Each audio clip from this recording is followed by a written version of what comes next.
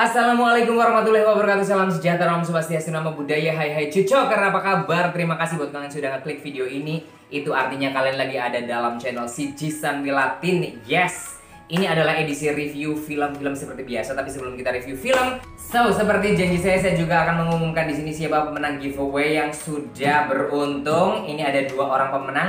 Ini dia. Hey, yes. Ini ada 250.000 uang tunai cash. Jadi saya sudah transfer ya. Selamat untuk Ito Maulana. Dan ini adalah pemenang 1 voucher menginap di Kamala Resort Ubud. Untuk 2 orang pemenang. Ini dia pemenangnya. Yes, Sulianto sama Elok Winarti. Ini belum mengkonfirmasi emailnya. Tolong dicek emailnya ya. Jadi kalau misalkan selama 48 jam belum ada konfirmasi, sayang sekali hadiahnya akan saya alihkan untuk orang yang beruntung lainnya. Oke?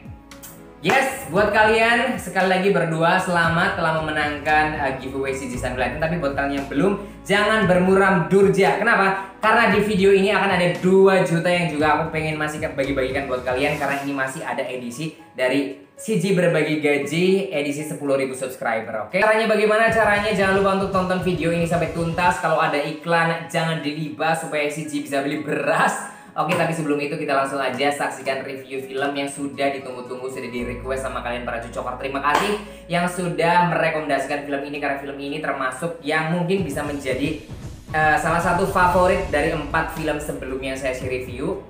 So, ini bisa menjadi film yang paling favorit atau terfavorit yang selama ini saya review. Oh my god, belibet banget. Oke, kalau begitu langsung aja kita ke filmnya. Let's go!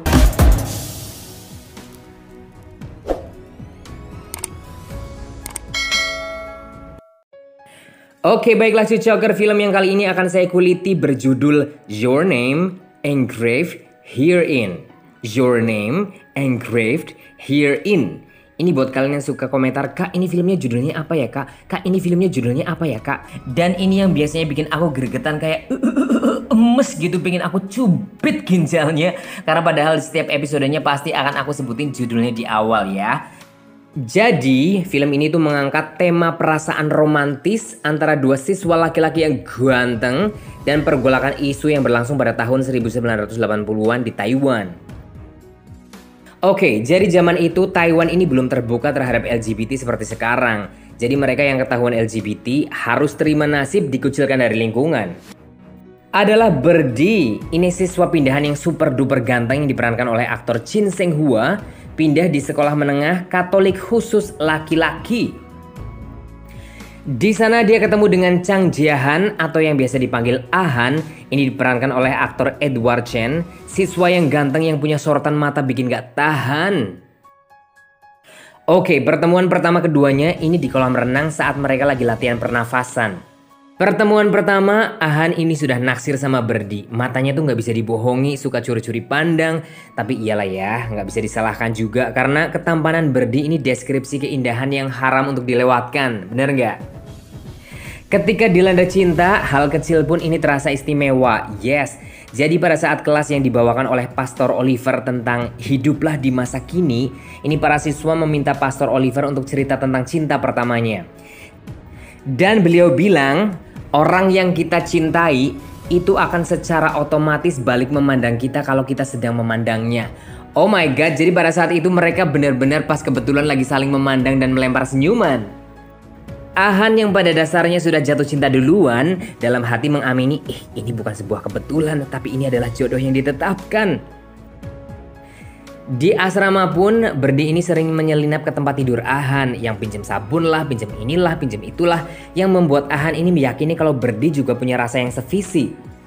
Pertemanan Ahan dan Birdie ini semakin erat ketika keduanya saling membantu kalau ada masalah. Hingga pada suatu hari ketika Presiden Taiwan Chiang Ching-chung Cheng-chong dikabarkan meninggal dunia, mereka ini berdua memutuskan untuk melakukan perjalanan ke Taipei untuk berbelasungkawa berdua, dan ini membuat hubungan mereka semakin erat. Di sini Ahan sudah mulai nakal, dia sudah mulai mencuri-curi cium, bahkan mereka juga sudah tidur di sebuah karaoke bersama. Dan Ahan pun di sini semakin yakin dengan perasaannya setelah dia mimpi BASAH bersama Birdie. Tapi di sisi lain, Birdie ini menanggapi perlakuan romantis Ahan secara ndelap-ndelup. Ini menolak enggak, menerima juga enggak. Jadi kayak ada yang sesuatu yang ditahan dan kurang los gitu. Dan ini tentunya membuat Ahan bingung. Sebingung saya sebagai penonton yang tahu sebenarnya kalau Berdi ini juga hemaviton jreng. Dia juga sebenarnya suka sama Ahan, tapi hidupnya ini sering dibully dan diejek homo, dan juga melihat masyarakat Taiwan yang pada saat itu masih homofobia. Ini membuat si Berdi memilih untuk tidak mengakui perasaannya. Oke, balik. Oke, si Berdi ini sebagai siswa pindahan, dia sebenarnya tidak punya teman kecuali Ahan. Berdi pun ini sering diejek homo dan dibully, tapi entah karena melindungi diri supaya tidak tersakiti, Berdi ini selalu mencoba kayak menunjukkan sikap yang cuek, nekat, bahkan lebih ke gila. Seolah kayak gak ada yang mau berteman sama gue pun gak masalah gitu. Bahkan si Ahan pun ini sering dilarang sama teman-temannya untuk bergaul sama Berdi. Sementara Ahan ini adalah sosok pria muda yang sedang berusaha mengenali diri sendiri dan menghargai. Karena tahu hidup cuma sekali, makanya dia tidak mau menyesali. Jadi apa yang dia rasakan dia utarakan gitu. Kayak suatu hari Ahan ini memaksa orang tuanya untuk beliin motor hanya gara-gara dia pengen boncengin Berdi jalan-jalan. Sampai suatu ketika Berdi kecelakaan karena meminjam motor tersebut dan terpaksa tangannya harus digipsum, Ahan ini memaksa untuk membantu memandikan Berdi. Meskipun Berdi sudah aku gak mau, aku bisa mandi sendiri, tapi Ahan tetap memaksanya. Oke, di sini adalah adegan yang menjawab semua keraguan. Selama menjalin pertemanan, selama ini tuh Ahan yang kelihatan selalu nafsuan dan mencari-cari kesempatan meskipun belum pernah mendapatkan. Tapi di sini, di sebuah kamar mandi kecil persegi, hanya ada dia dan Berdi, dan dalam keadaan telanjang berdiri, apa yang terjadi? Raut muka mereka berdua ini seperti sudah menahan kerinduan untuk melakukan hal-hal yang diinginkan sudah sejak lama. Nafas tersengal-sengal, seluruh badan bergetar. Di pikiran Ahan, kapan lagi bisa ngocok beli si Berdi? Sementara si Berdi, oh ini yang aku tunggu selama ini. Ayo jangan berhenti. Nah di sini Berdi hanya bisa pasrah ketika tangan Ahan liar menjamah. Dan akhirnya selesai sudah karena saya tidak mau membuat penonton dosa berjamaah dengan bahasaku yang super syariah. Dan di situ Berdi pun menangis puas karena apa yang selama ini dipendam tuntas terbalas. Dan sebagai ganti, Berdi pun ini menabrakkan bibirnya yang membuat Ahan syok. Ternyata kau doyan juga ya. Sejak kejadian itu, ini tiba-tiba ada peraturan baru di sekolah yang mengacaukan segalanya. Peraturan di mana ini sekolah mulai menerima siswi atau murid perempuan di sekolah tersebut meski dibatasi jeruji besi. Dan ini membuat salah satu siswi cantik bernama Banban protes dengan pembatasan ini. Protesnya tidak didengar, malah justru dia yang dimarahi sama petugas sekolah. Dan Berdi yang melihat siswi baru dimarahi ini tidak tahan dan akhirnya membela Banban yang justru ini menimbulkan perasaan lain di hati Banban. Hubungan Berdi sama Banban ini semakin dekat. Bahkan Berdi ini selalu mencari Banban ketika butuh pelukan kalau dia dibully homo. Dan tentu saja ini membuat Ahan cemburu. Dan yang paling menyakitkan adalah Berdi ini sengaja mencarikan pacar wanita buat Ahan dan menyuruh dia untuk berhenti mengganggunya karena dia sekarang sedang jatuh cinta sama si Banban. Dasar wanita jahanam. Keesokan harinya Ahan ini membantu Berdi untuk menyiapkan kejutan pakai balon udara. Ternyata kejutan itu diperuntukkan untuk menyatakan cinta kepada Banban. Dan secara otomatis kejutan ini membuat Ahan sekong hetong ya kan? Tapi akhirnya kejutan manis ini berujung tragis karena dianggap melanggar norma-norma agamis. Dan Banban ini didepak dari sekolah sambil nangis. Sementara Berdi ini didatangi ayahnya yang kebetulan ayahnya adalah seorang presiden perkumpulan wali murid. Disitulah ayahnya murka, dasar anak durhaka. Gak seperti kakakmu yang selalu bikin ayah bangga, kamu malah bikin ayah murka. Jebret! Dihantam kalah sebuah kursi, tapi yang kena adalah Ahan. Karena Ahan ini berusaha melindungi Berdi tercinta. Sontak ini reaksi Berdi malah balik marah. Ngapain kamu di sini? Berhenti kamu bersikap begini ya. Aku nggak butuh dilindungi. Ahan ini sebenarnya mengaku kalau balon udara itu adalah miliknya supaya bisa melindungi Berdi tercinta. Tapi di sini Berdi tidak terima. Akhirnya justru mereka malah yang berkelahi. Setelah berkelahi, Berdi ini akhirnya mendatangi orang tua Ahan. Dan ini berharap kalau Ahan akan berhenti ikut campur dalam segala urusannya. Berdi berpikir kalau dia pergi ke tempat orang tuanya Ahan, Ahan ini akan ketakutan kalau Berdi ini akan bilang dirinya adalah seorang gay. Malah justru ditantang begitu membuat Ahan terpicu. Dia malah mengaku di depan orang tuanya kalau dia tidak suka sama perempuan. Dan dia hanya menyukai Nah, tuh ditutupi dengan suara teriakan Berdi supaya orang tuanya tidak mengerti. Dan akhirnya dari situ si Ahan pun minggat. Dia dikejar sama Berdi mulai dari naik sepeda, kereta, kapal hingga sampai ke ujung samudra. Ini tetap diikuti sama Berdi loh. Dan sesampainya di ujung samudra, Berdi pun ini bercandain, "Noh lihat, sejauh apa kamu masih mau pergi, hah? Terjun sana kalau berani." Dan si Jahan pun di situ berteriak-teriak sekencang-kencangnya, melepas segala stresnya. Di situ pun mereka berenang bersama, tidur saling menyender, berciuman, tempat terakhir di mana mereka berharap ini akan berakhir. Mereka bisa berdua selamanya, menjadi diri sendiri apa adanya, tanpa ada rasa khawatir tentang apa yang akan orang pikirkan tentang mereka.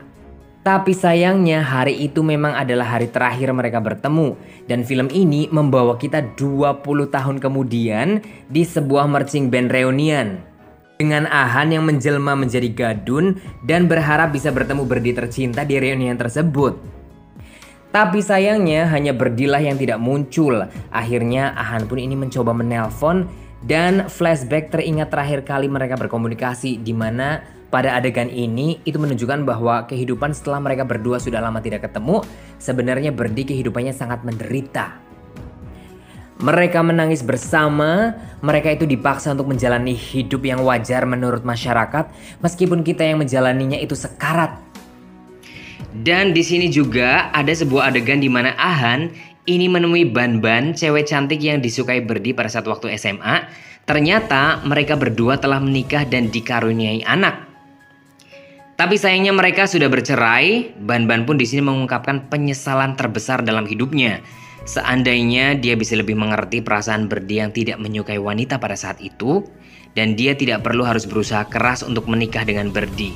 Karena ini menjadikan hidup Berdi dan hidupnya ini sendiri menyesal tiada akhir. Dan Berdi pun ini memilih menetap untuk tinggal di luar negeri, dan ini membuat Ahan pun terbang nekat untuk mencari keberadaan Berdi.